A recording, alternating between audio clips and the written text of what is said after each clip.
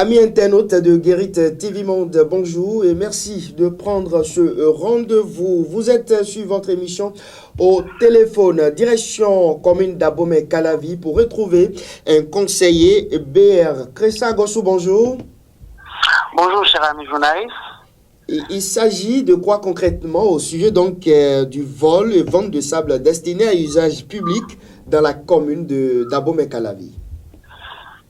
Merci beaucoup, cher ami. Merci pour l'opportunité que vous m'offrez ce matin de donner la version des faits, puisque je suis l'auteur de cette dénonciation lors de la deuxième session ordinaire de l'année 2021 qui a pris fin véritablement il y a 48 heures, le mercredi passé. Alors, c'était un sujet que j'ai abordé dans les points de divers. Et donc, l'information que j'avais et que j'ai pris le soin bien sûr de mener des investigations pour avoir les éléments probants. Lorsque nous étions donc rentrés dans la phase de divers, le maire avait évoqué 2 points de divers à son tour et s'était levé. Donc les autres conseils que nous étions, nous sommes inscrits, nous qui voudrions aborder les points de divers. À mon tour, j'ai pris la parole et j'ai demandé que le point que je voudrais aborder constitue un scandale dans la commune d'Abomey-Calavi. Et je réclame la présence physique du maire parce qu'il était sorti entre-temps de la salle. Je réclame sa présence physique pour clamer devant tout le monde ici son innocence afin qu'on puisse situer le reste des responsabilités. Et donc, quelques minutes après, le maire était vraiment entré dans la salle et j'ai donc abordé le dossier. De quoi s'agit-il? Il s'agit bien sûr d'une démarche que le maire lui-même il a effectuée à l'endroit des autorités de l'entreprise Ebomaf pour négocier les déblais afin de pouvoir remblayer les zones. Quelques acteurs impraticables dans la commune. Impraticables pendant cette période pluvieuse. Et donc, c'est déjà une démarche salutaire et je lui avais témoigné toute mes gratitudes à cet effet. Donc, lorsqu'il a mené cette démarche auprès des entreprises Ebomaf qui ont marqué le accord, ils ont demandé que ce soit la mairie qui assure la logistique, ce qui était normal. Donc, ils nous revenaient donc de chercher du moins les camions pour venir chercher ces déblais-là et les orienter vers les sites les plus indiqués. Alors, le maire a mis en place du moins un dispositif qui permettait aux camions qui venaient de charger et d'aller vers les sites là en question tout en faisant un point de pointage au fur et à mesure. Donc, je pense que voilà, les déblais sont situés bien sûr au carrefour Tokan qui est dans l'arrondissement de Toba. Donc, implicitement, le chef d'arrondissement de Toba devrait prendre une responsabilité dedans. À notre grande surprise, nous avions appris par les usagers, la population, que comment se fait-il que nous avions privilégié d'autres à qui nous vendons ces déblais et d'autres personnes qui n'en recevaient pas. On a dit, mais comment ça? Non. Au fait, c'est des déblais qui étaient orientés vers des sites, donc c'est à usage public, il n'y a pas de vente. Ils nous ont dit non, jamais, qu'il y a certains de leurs amis qui en ont acheté. Et pourquoi eux, ils n'ont pas droit à cela? Alors, sur insistance, donc, j'ai pris des dispositions pour vérifier l'information. Alors, j'ai fait acheter, j'ai monté quelqu'un pour faire acheter, effectivement, ce déblai-là en question. Et c'est qui le vendeur selon vous? Non, je vais jusqu'au bout. Voilà pourquoi le jour-là, quand je faisais mes dénonciations, je mettais tout au conditionnel. Parce que j'avais certains éléments. Donc maintenant, vous avez la preuve maintenant. Pardon? Vous avez la preuve maintenant. Oui, j'ai la preuve. Oui. Non, jusque-là, je mets tout au... Puisque même dans un schéma pareil, nous sommes toujours dans la dynamique de la présomption d'innocence. Vous êtes d'accord? Vous convenez avec moi? Et donc, l'élément était donc allé acheter effectivement le déblai. Chez qui? Chez qui? Sur le site où les camions venaient charger. Donc, c'est sur le même site où les camions venaient charger pour aller vers des sites de remblayage. Mais avant d'acheter quelque chose, il faut remettre l'argent à quelqu'un. Qui a pris les sous selon vos renseignements? quand nous sommes allés là, quand l'élément est allé là-bas pour acheter, pour qu'on vérifie, on lui a pris effectivement les 35 000. Qui a pris les 35 000? L'équipe qui était en place. Mais là où il y a un élément beaucoup plus probant d'ailleurs... C'est un élément de la mairie là-bas ou un responsable des BOMAF?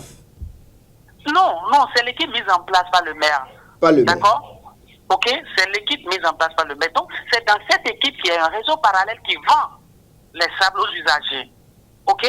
Maintenant, il y a le chauffeur du chef d'arrondissement. Il y a le chauffeur du chef d'arrondissement. Arrondissement de Toba, c'est ça, hein? Oui, son chauffeur qui était placé pour faire le pointage des camions qui venaient acheter. Ok? Donc, le chauffeur du chef d'arrondissement était là. Il a fait le pointage des camions qui venaient lui acheter les déblais. Et donc, malheureusement, ils encaissaient les sous sans aucun reçu. Donc, ils ne donnaient pas de reçu et les achats se faisaient en fonction de la tête du client, puisque chez d'autres, ils prenaient 40 000, chez d'autres, ils prenaient 35 000. L'élément par qui nous avions pu accéder, bien sûr, à ce réseau, lui, il a donné 35 000 et on l'a servi. Donc, il était servi avec pour pointeur le chauffeur du chef d'arrondissement. Alors, comme nous avions les éléments à notre niveau maintenant, il y a un des conseillers qui, lui, à son niveau, aurait pris langue avec le maire pour constater, pour que le maire puisse lui expliquer comment ça se passait. Le maire aurait appelé, je mets tout au conditionnel, aurait appelé les responsables des BOMAF pour comprendre comment ça se passait sur le site. Ces derniers-là ont avoué qu'il y a, oui, effectivement, des ventes sur le terrain. Donc, le maire aurait instruit pour qu'on arrête alors l'opération. OK? Donc, pour le maire, ça devrait s'arrêter là. Moi, peut-être c'est la maladresse, selon le maire, d'amener le dossier en pleine session, ce qui ne devrait pas être le cas. Je ne sais pas si vous comprenez. Oui. Pour moi, c'est un scandale, c'est un sujet d'ordre public qui doit... Monsieur Crézan Agossou, donc quand ça a été dénoncé en conseil par vous, quelle a été la réaction du maire?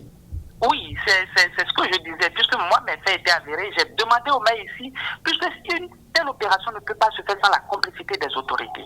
Il y a l'autorité communale et l'arrondissement dans lequel ça s'est passé, il y a l'autorité d'arrondissement. Alors, devant tous les conseillers ici, je voudrais que le maire nous clame son innocence. Il a donc pris la parole devant tout le monde. Il a reconnu effectivement les faits. Il dit oui, effectivement, selon ces investigations, les choses se sont passées ainsi. Mais que lui, quand il a appris l'information, il a mené des démarches pour faire arrêter. Donc, depuis 2 semaines en arrière, les opérations de vente se sont arrêtées systématiquement sur le terrain. Donc là, nous avions compris que le maire, lui, il a fait la démarche pour exprimer sa bonne foi et qu'il n'en était pour rien. Et à cette rencontre, est-ce que le CA de Toba y était? Non, malheureusement, le CA n'était plus dans la salle. Et donc, il y a des collègues qui ont intervenu, notamment un autre CA, qui aussi a demandé qu'il fallait bien sûr s'approcher du CA là en question au lieu d'amener le sujet en pleine session. Et c'est là où ça m'a davantage fait mal. Et j'ai posé la question au maire, puisque le maire aussi était allé dans le même sens. J'ai demandé au maire, alors, que moi je suis suffisamment idiot, je n'ai pas été donc beaucoup à l'école. Et je... Alors. Oui, monsieur Crézan, allez-y. Donc, je disais que je suis hyper convaincu que je suis du moins dans l'attente des sujets d'ordre public et qu'on pourrait parler en session et ceux qu'il ne faut pas amener en session, puisque c'est ce que le maire m'a dit, la dénonciation aurait touché la sensibilité de certaines personnes. Même moi, selon ma petite connaissance, je pense que les sujets d'ordre public, et en vertu bien sûr du pouvoir qui sont les nôtres aujourd'hui dans le conseil communal, des sujets pareils, il faut les amener au niveau de la session pour situer les responsabilités des uns et des autres. Sinon, nous paraîtrons comme des fous devant la population qui nous ont investi à jouer le rôle du conseil communal aujourd'hui dans la commune. Alors, donc, je suis dans l'attente, bien sûr, des sujets qu'il faille débattre en session et des sujets qu'il ne faut pas débattre en session. Voilà.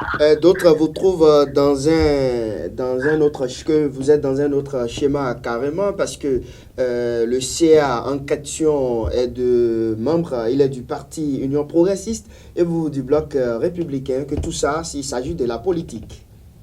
Je ne pense pas que lorsqu'il s'agit des sujets de développement, pareil, il faut voir bien sûr la politique dans tout. Ou du moins, ce n'est pas le cas chez moi. Que ce soit des éléments du BR qui sont en fonction quelque part et qui adoptent des comportements du genre, je pense qu'il faut mettre du côté la couverture politique et dire les choses telles qu'elles sont. C'est ce que je comprends moi. Je peux avoir peut-être la maladresse de souvent dire des choses toutes brutes, toutes crues qui ne gagnent souvent pas l'assentiment de certaines personnes. Mais je pense que l'éducation qui est la mienne que j'ai reçue ne me permet pas de faire fine bouche sur certains sujets d'ordre public.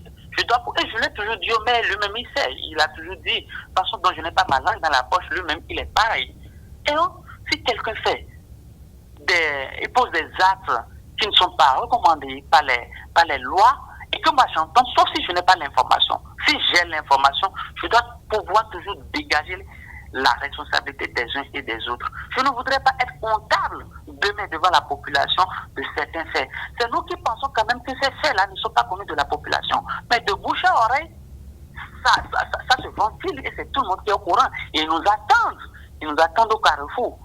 Donc, il va falloir que chacun, lorsque tu as l'information, sauf si tu n'en as pas, lorsque tu as l'information, mène les investigations nécessaires qu'il faut et savoir du moins par la suite qui est l'auteur de quoi et que l'affaire soit connue de tout le monde.